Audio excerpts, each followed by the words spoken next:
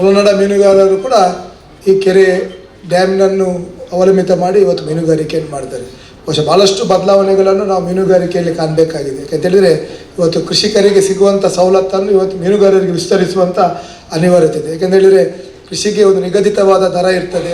ಸರ್ಕಾರದಿಂದ ಏನಾದರೆ ಅಲ್ಲಿ ಅವರ ಬೆಲೆ ಇದರ ಸಂದರ್ಭದಲ್ಲಿ ನಾಶ ಆದಾಗ ಅದಕ್ಕೆ ಇನ್ಶೂರೆನ್ಸ್ ಕೊಡುವಂಥದ್ದು ಇರ್ಬೋದು, ಅದಕ್ಕೆ ಮಿನಿಮಮ್ ಸಪೋರ್ಟ್ ಪ್ರೈಸ್ ಕೊಡುವಂಥ ಇದು MSP ಸಪೋರ್ಟ್ ಪ್ರೈಸ್ ಕೊಡುವಂಥದ್ದು ಎಲ್ಲ ಇರ್ತದೆ. ಆದರೆ ಇವತ್ತು ಮೀನುಗಾರಿಕೆಯಲ್ಲಿ ಯಾವುದೇ ರೀತಿಯ ಏರುಪೇರು ಕಂಡಾಗ ಅದರ ಬಗ್ಗೆ ಯಾವುದೇ ರೀತಿಯ ವ್ಯವಸ್ಥೆಗಳು ಇವತ್ತು ಸರ್ಕಾರದ ಮೂಲಕ ಆಗ್ತಿಲ್ಲ. ಬಹುಶಃ ಇವತ್ತು ತರಬೇತಿಯ ಕಾರ್ಯಕ್ರಮದ ಮೂಲಕ ಒಂದು ನಾವು ಸರ್ಕಾರಕ್ಕೆ ಆಗ್ರಹಿಸುವ, ಯಾವ ರೀತಿ ಕೃಷಿಕರಿಗೆ ಸಿಗುವಂಥ ಸವಲತ್ತುಗಳು ಇವತ್ತು ರೈತಾಪಿ ವರ್ಗದವರಿಗೆ ಸಿಗ್ತಾ ಉಂಟು, ಬಹುಶಃ ಅದೇ ರೀತಿ ಮೀನುಗಾರರಿಗೂ ಕೂಡ ಆ ಸವಲತ್ತನ್ನು ವಿಸ್ತರಿಸುವಂಥ ಕೆಲಸ ಮಾಡಿದರೆ ಇನ್ನಷ್ಟು ಮೀನುಗಾರಿಕೆ ಕ್ಷೇತ್ರ ಇನ್ನಷ್ಟು ಬೆಳೀಲಿಕ್ಕೆ ಅದು ಸಾಧ್ಯ ಉಂಟು.